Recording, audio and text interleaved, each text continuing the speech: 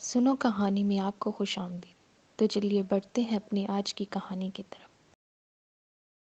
پرانے وقتوں کی بات ہے۔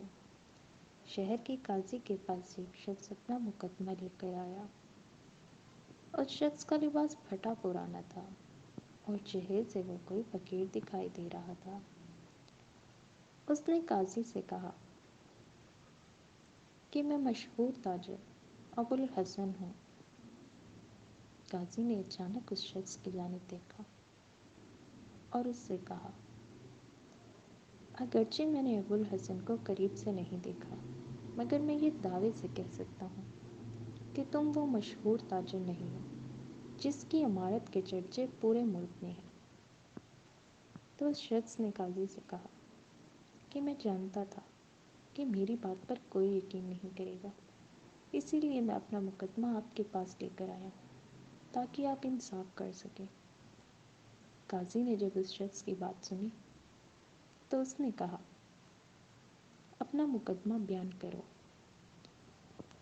تو تاجر نے قاضی کو بتایا، جیسا کہ سب جانتے ہیں کہ مجھے شکار کا بہت زیادہ شوق ہے، اور اسی شوق کی وجہ سے میں 2 دن پہلے جنگل میں شکار کے لیے گیا تھا۔ میں نے وہاں پر ایک ہرن کو شکار کیا اور واپسی میں اپنا راستہ بھول گیا اور جنگل میں بہت آگے بڑھ گیا۔ آگے بڑھتے ہوئے میں نے ایک جھونپڑے کو دیکھا تو میں وہاں چل دیا۔ وہاں پر ایک شخص موجود تھا جسے دیکھ کر میں بہت زیادہ حیران ہوا کیونکہ وہ ہو بہو مجھ جیسا تھا۔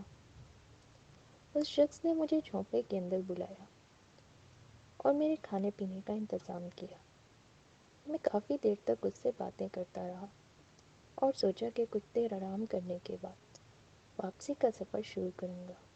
تب اس شخص نے مجھ سے پوچھا کہ میں کون ہوں، تو میں نے اس شخص کو بتایا کہ میں شہر کا مشہور تاجر ہوں۔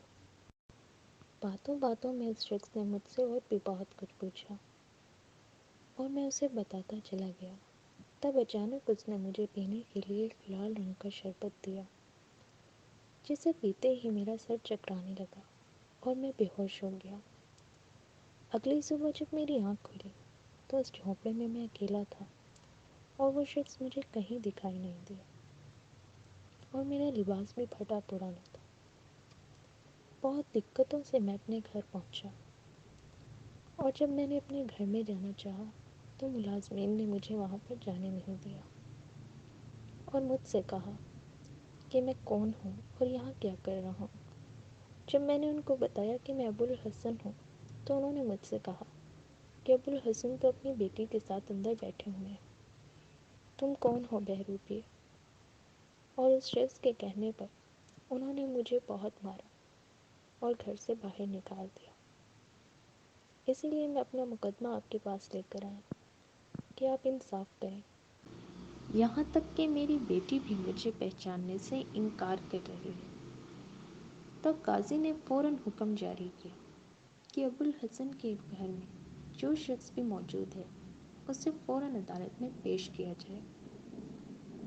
دوسرے شخص کو عدالت میں پیش کیا گیا۔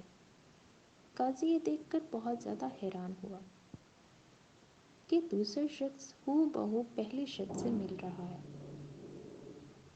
اور ان میں معمولی سا بھی فرق نہیں ہے، مگر دوسرے شخص کا لباس بے حد قیمتی تھا اور اس کے ساتھ ایک نوجوان لڑکی بھی تھی۔ قاضی نے پہلے شخص سے کہا، تمہارا یہ دعویٰ ہے کہ یہ تمہاری بیٹی ہے اور تم ابوالحسن ہو؟ تو پہلے شخص نے روتے ہوئے کہا کہ میں ہی ابوالحسن ہوں اور یہ میری بیٹی ہے۔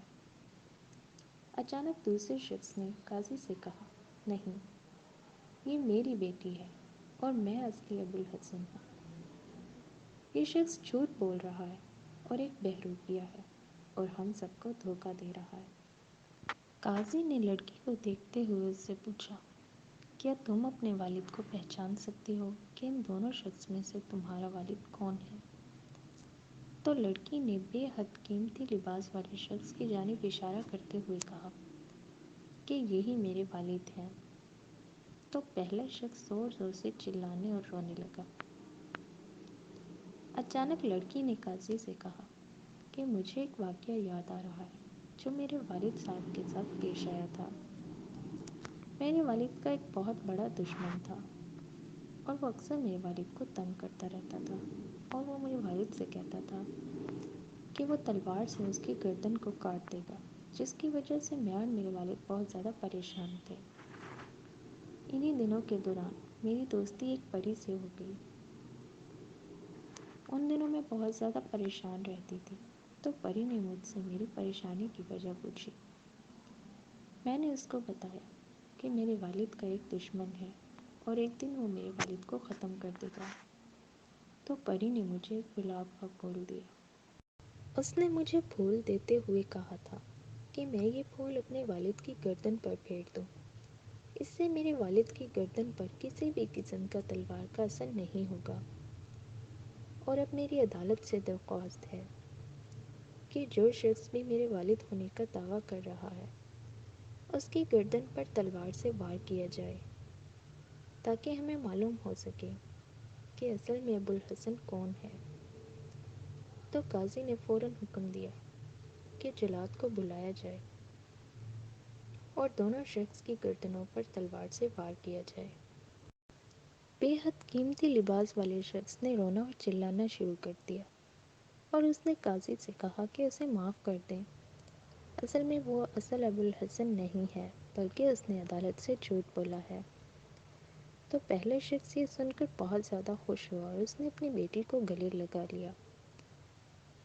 تاجر کی بیٹی نے جب قاضی کو یہ بتایا کہ اس نے اپنی طرف سے ایک واقعہ بیان کیا تھا، اس میں کوئی صداقت نہیں ہے، تو قاضی اور عدالت میں موجود تمام لوگوں نے سوداگر کی بیٹی کی تعریف کی اور اسے انعام کے طور پر 500 اشرفیاں دی اور اس شخص کو جیل میں ڈال دیا۔ تاجر بھی اپنی بیٹی کی ذہانت پر بہت زیادہ خوش تھا۔ تاجر اور اس کی بیٹی خوشی خوشی اپنے گھر واپس چلے گئے۔ ہمارے چینل کو سبسکرائب کریں اور کمنٹ سیکشن میں اپنی رائے سے ضرور آگاہ کیجیے۔ شکریہ۔